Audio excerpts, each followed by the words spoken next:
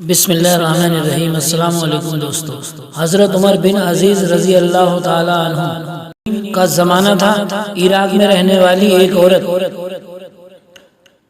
اس کے خاوند کا انتقال ہو گیا تو اس عورت کی 5 بچیاں یتیم ہو گئیں۔ وہ عراق سے چل کر جناب عمر بن عزیز رضی اللہ تعالی عنہ کے پاس آئیں کہ آپ میری بچیوں کا وظیفہ لگا دیں۔ وہ کہتی ہیں جب میں پہنچی میں نے لوگوں سے پوچھا حضرت عمر بن عزیز رضی اللہ تعالی عنہ کا گھر کہاں ہے؟ لوگوں نے بتایا کہ وہ سامنے جو بوری دروازے پر لٹک رہی ہے وہ گھر ہے جناب حضرت عمر بن عزیز رضی اللہ تعالی عنہ کا۔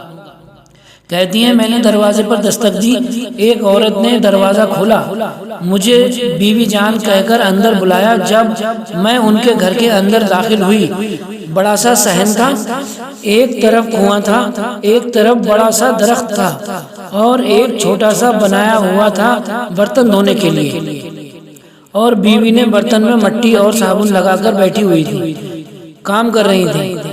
وہ عورت نے نیچے بٹھایا، کیسے آئی ہو؟ کہا میں نے جواب دیا امیر المومنین سے ملنے آئی ہوں۔ کہتی ہیں بیٹھو تھوڑی دیر میں آ جائیں گے، امیر المومنین آ جائیں گے۔ میں نے سمجھا گھر کی کام کرنے والی کوئی ملازمہ ہے، میں بیٹھ گئی۔ تھوڑی دیر ہوئی، دروازے پر دستک ہوئی، بیوی نے اٹھ کر دروازہ کھولا۔ وہ شخص اندر آئے، کہنے لگی بڑے دیر سے برتنوں پر صابن لگائے بیٹھی ہوں، کیوں کہاں رہ گئے تھے؟ کہتی ہیں وہ صاحب کہنے لگے بس ذرا سا مصروف ہو گیا تھا۔ دوڑے گئے، کنویں سے پانی نکالا، بیوی کو دیا، اس نے برتن دھوئے، پھر کچھ سرکہ اور رات کی ایک روٹی اس شخص کو دی، انہوں نے کھائی۔ میں نے سوچا یہ دونوں گھر کے نوکر ہیں، دونوں میاں بیوی یہاں کام کرتے ہیں۔ وہ جب کھانا کھا چکے وہ بیوی میرے پاس آئیں، کہنے لگی کہ مل لو امیر المومنین سے۔ میں نے کہا کہاں ہے امیر المومنین؟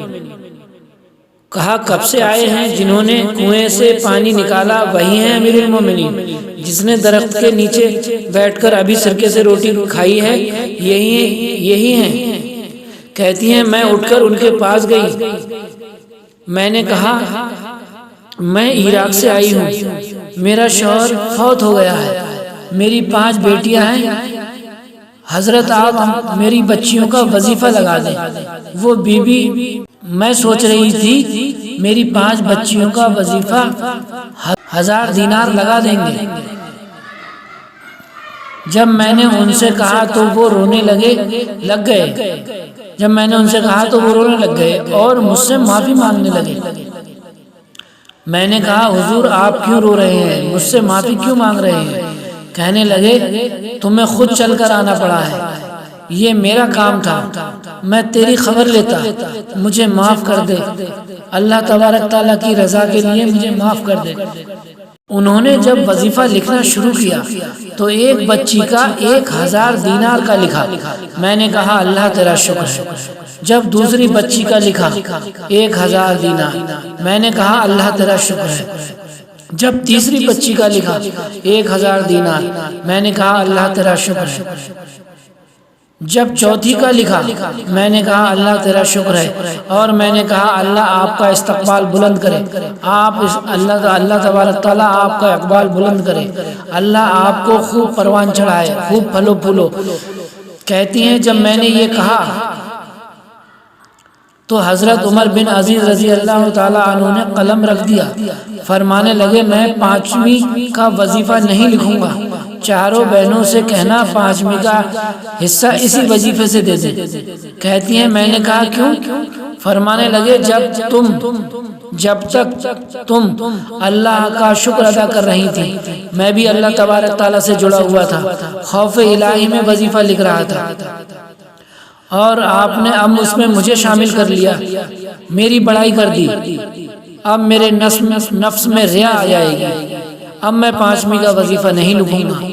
جاؤ تم عراق جاؤ اور عراق کے گورنر کو یہ رقعہ دینا۔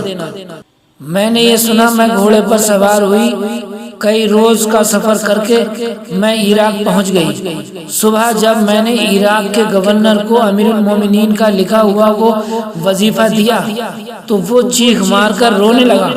میں نے کہا کیا ہوا؟ گورنر کہنے لگا بیوی کہ آج رات عمر بن عزیز رضی اللہ تعالیٰ عنہ کا وصال ہو گیا، وہ فوت ہو گئے۔ کہتی ہیں میں بھی تڑپ کر روئی۔ میں نے کہا میری یتیم بچیوں کا کیا ہوگا؟ وہ کہنے لگے تیری بچیوں کے وظیفے جاری رہیں گے، تجھے ملتے رہیں گے۔ کہنے لگے میں گورنر رہا تب بھی ملیں گے، اور نہیں رہا تب بھی میں امیر آدمی ہوں، تیری بچیوں کا وظیفہ میں اپنے پاس سے دیا کروں گا۔ میں نے کہا تم کیوں دو گے؟ وہ رونے لگے، کہنے لگے جب حضرت عمر بن عزیز رضی اللہ تعالیٰ عنہ جیسے ہوں تو اللہ تبارک تعالیٰ گورنروں کے دلوں میں بھی رحم ڈال دیتا ہے، پھر میرے جیسے لوگوں کو بھی بدل دیتا ہے۔ اگر آپ کو یہ ویڈیو اچھا لگا ہو تو اسے سبسکرائب کر کے بیل آئیکن کا بٹن ضرور دبائیں۔ ملتے ہیں اگلے ویڈیو میں، اللہ حافظ۔